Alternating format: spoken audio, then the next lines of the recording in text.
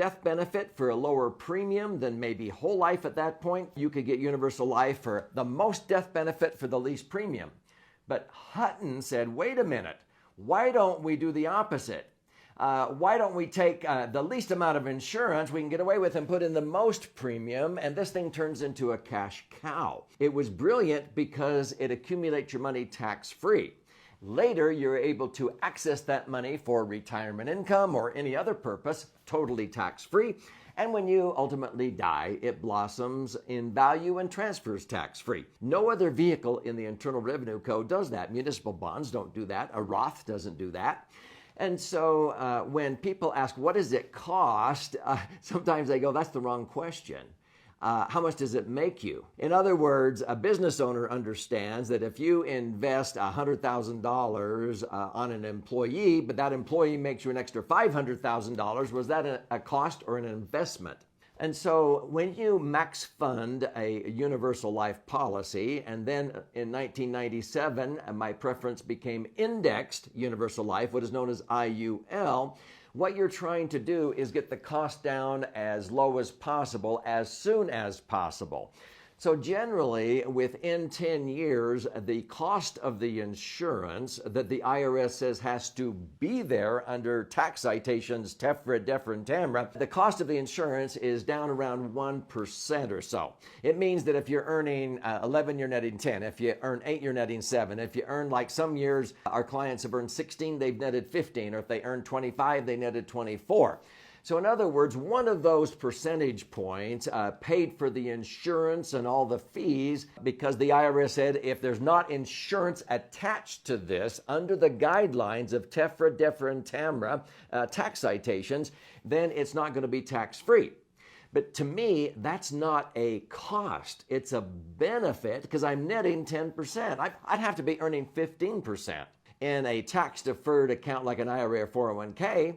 To be able to net 10% after tax, and after fees, I'm only netting 9. In an IUL, I only have to earn 10 to net 9, and I've done that predictably for 25 years. So let me share with you something most advisors don't even understand. So under TEFRA and DEFRA tax citations, a lot of advisors, even insurance agents, don't understand that when you take the least amount of death benefit to allow the greatest aggregate premiums to be put into the policy, when you do that, you have the choice of having your cash and the money you're earning, the interest you're earning on that cash value, qualify as part of the death benefit. So if I start out at age 60 and I create a max funded IUL that will accommodate $500,000, I can't put that in all at once without violating TAMRA, but I can put in maybe about $100,000 a year. And so it's going to take a little while for that to build up to be able to have the cost of the insurance be 1% or less. But if I put in $500,000 and at age 60, the minimum death benefit required is $1,250,000. Once I have $500,000 in there, the actual insurance, the risk to the insurance company is only the remaining $750,000. But if my $500,000 in 7 years at 10% or in 10 years at 7%, which is the low and the high of what I've earned for years on mine, that means my $500,000 would double to $1 million. Now the insurance company's only at risk for $250,000. They're only going to charge me for $250,000 of risk. Well, pretty soon, most of my clients who have used IULs, within 10, 12 years, the amount of cash in the policy exceeded the death benefit required under TEFRA and DEFRA.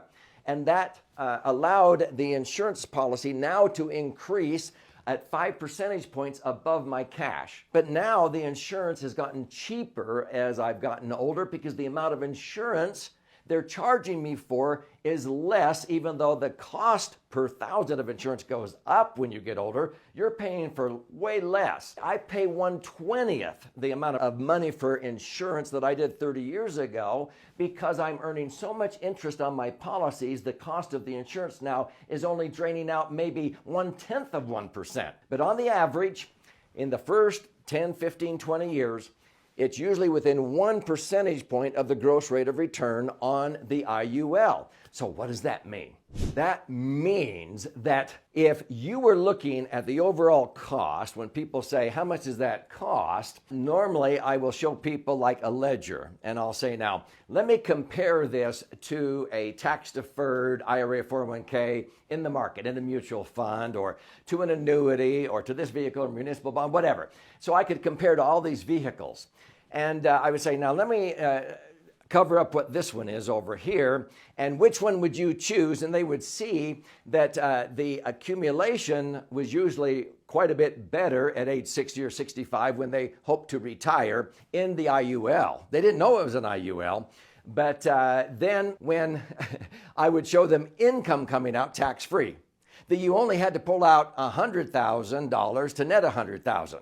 In a tax-deferred IRA or 401k, you had to pull out $150,000, pay tax of a third to net $100,000, and they would see the IRA or 401k totally run out of money in 11 years, maybe at age 76.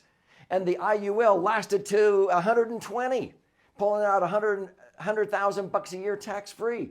And they would add that up. And if you lived an extra 20 years, it was an extra $1 million of income or $2 million of income. And then I would say, well, this is what it is. And I'd uncover it and I said, it has a death benefit.